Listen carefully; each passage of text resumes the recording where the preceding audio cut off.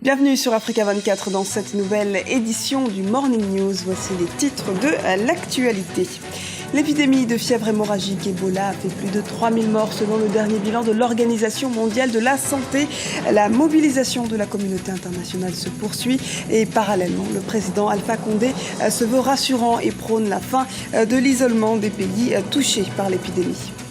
Selon les chiffres du Comité technique national de la balance des paiements du Cameroun, le pays a enregistré 348,2 milliards de francs CFA d'investissements directs étrangers au cours de l'année 2013. Cependant, ce chiffre est en recul de 16% par rapport à 2012. Et enfin, retour sur le championnat d'Afrique de Sambo. Au terme de la 5e édition de cet art martial d'origine russe, les athlètes camerounais ont su tirer leur épingle. Nous y reviendrons dans cette édition. L'épidémie de fièvre hémorragique Ebola continue de s'étendre en Afrique. Le cap des 3000 victimes a été franchi. Le président guinéen Alpha Condé appelle à la solidarité avec les pays touchés. Les précisions d'Anan Faro. En Guinée, d'où l'épidémie Ebola est partie fin 2013, le virus a fait 648 victimes sur 1074 cas détectés. Les autorités guinéennes ont lancé un nouveau plan d'urgence sanitaire accéléré qui doit s'étaler sur 2 mois.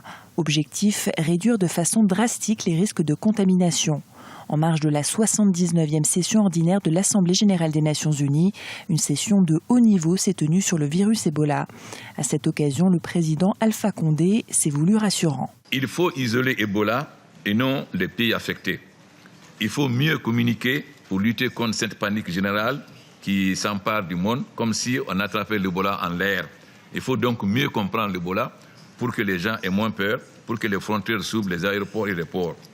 Face à la crise sanitaire causée par la fièvre hémorragique, les pays touchés se sont progressivement sentis isolés par la suppression de liaisons aériennes et la fermeture des frontières.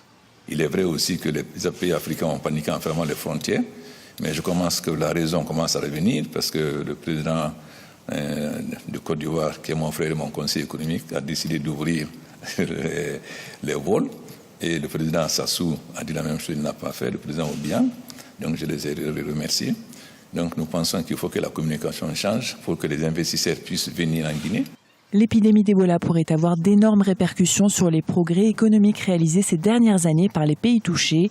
Les premières estimations prévoient que la croissance économique en Guinée diminuera de moitié du fait de l'épidémie, en passant de 4,5% à 2,4%.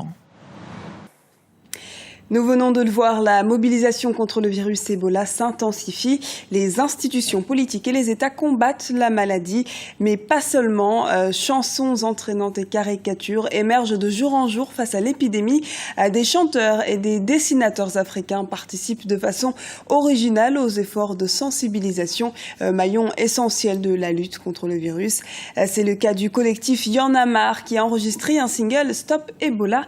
Écoutons à ce propos Fadel Barro, membre de ce collectif. Le but de la campagne, c'est de faire approprier les populations le combat contre Ebola. Pour nous, Ebola, c'est un problème aussi de comportement chez les populations. Comment on pourrait les impliquer, les associer, les sensibiliser de sorte qu'eux-mêmes portent le combat en adoptant des comportements du genre de se laver les mains, éviter de serrer la ceinture, de toucher un cadavre. Donc, toute la prévention qui a été publiée par l'OMS et le ministère de la Santé sénégal, de le vulgariser auprès des populations, de faire des campagnes ici de porte à porte, aller trouver aussi les imams, les prêtres et les impliquer tout le monde. Vraiment, ça, voilà, là, c'est juste avant que le cas ne soit signalé au Sénégal. Et ça a reçu un très très bon écho, quoi. Dans l'actualité économique, 348,2 milliards de francs CFA, c'est le montant des investissements directs étrangers qu'a enregistré le Cameroun en 2013.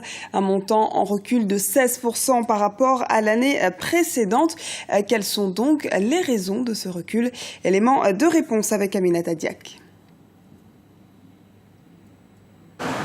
348,2 milliards de francs CFA, c'est le montant d'investissements directs étrangers captés par le Cameroun au cours de l'année 2013, un chiffre en baisse de 16% par rapport à 2012.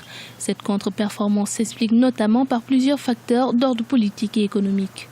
La baisse des investissements directs au Cameroun est liée à la perception d'une situation instable sur le plan politique, non pas la politique intérieure, mais la politique extérieure liée essentiellement à la présence de Boko Haram. Et puis il y a un deuxième problème, c'est que le Cameroun, quelque part, avec la mission dite épervier visant à lutter contre la corruption, est considéré par un certain nombre de bailleurs de fonds comme un pays où la corruption joue un rôle très important. Cependant, pour certains spécialistes, il est nécessaire pour le Cameroun de renforcer la coopération sous-régionale afin de rétablir la confiance avec les investisseurs.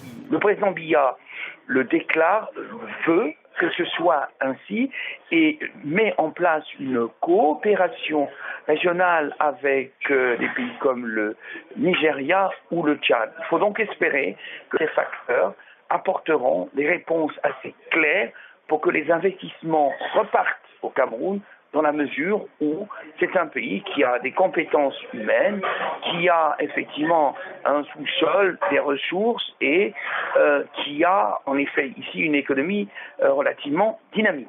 Les pays pourvoyeurs d'IDE au Cameroun en 2013 sont la France avec près de 123 milliards de francs CFA contre 62,9 milliards de francs CFA pour les États-Unis et 6,6 milliards de francs CFA pour le Nigeria, la première puissance économique d'Afrique. Ces investissements directs étrangers concernent respectivement les secteurs financiers, des transports, télécoms et commerce. Arrive ensuite l'industrie pétrolière, le secteur industriel hors pétrole et l'agriculture. Le Cameroun remporte le championnat d'Afrique de sambo. Les athlètes ont remporté 6 médailles en or, 7 en argent et 7 également en bronze. Ils se classent donc devant le Maroc, le champion sortant qui lui a remporté 5 médailles en or et 1 en argent. Notre correspondant au Cameroun, Narcisse Doumbé, a suivi cela pour nous. À la première place, champion d'Afrique 2014. Le Cameroun. Pour la première fois de son histoire, le Cameroun remporte le titre continental de sambo. Les lions indomptables de cet art martial d'origine russe, fortement influencé par le judo et créé dans les années 30, terminent à la première place du classement général à l'issue des 5e championnats d'Afrique qui se sont achevés ce dimanche à Yaoundé. Avec 6 médailles d'or, 7 en argent et 7 en bronze, le Cameroun détrône le Maroc qui échoue à la seconde place avec 5 médailles d'or et 1 en argent. Une performance que les encadreurs attribuent à la bonne préparation de l'équipe. Cette compétition a également permis aux Camerounais de déceler leurs points faibles en vue des championnats du monde de novembre prochain au Japon. L'arbitrage a été légèrement modifié depuis l'année dernière, mais nous n'avons pas eu assez de temps pour essayer d'expliquer les nouvelles règles d'arbitrage aux athlètes. Je pense que ce sont les fautes d'arbitrage qui ont permis aux athlètes de faillir dans certaines catégories. Nous allons continuer à travailler et je pense que si nous continuons à travailler tel que nous avons impulsé le mouvement, nous parviendrons à quelque chose de meilleur parce qu'au dernier championnat du monde, nous avons remporté 3 médailles de bronze. Nous comptons aller plus loin. Du côté de la Confédération africaine de sambo, on ne ménagera aucun effort pour hisser les athlètes africains sur le toit du monde. Il n'y a pas d'hasard dans le sport. Il faut le travail. Le travail, il faut travailler, on arrive. Il faut beaucoup d'entraînement, beaucoup de compétition, beaucoup de concentration, beaucoup de compétitions internationales. Et avec ça, on peut arriver au haut niveau. Au niveau de notre confédération, on va essayer d'aider le Cameroun et aider aussi les autres pays pour atteindre le haut niveau. Près de 70 athlètes venus de 11 pays ont pris part à ces 5e championnats d'Afrique de sambo 2014. Ce tournoi de Yaoundé marque également la fin de la domination sans partage du Maroc dans ce sport sur le continent africain. Et c'est la fin de ce journal. Merci de nous avoir suivis. Restez avec nous, l'actualité continue sur Africa 24.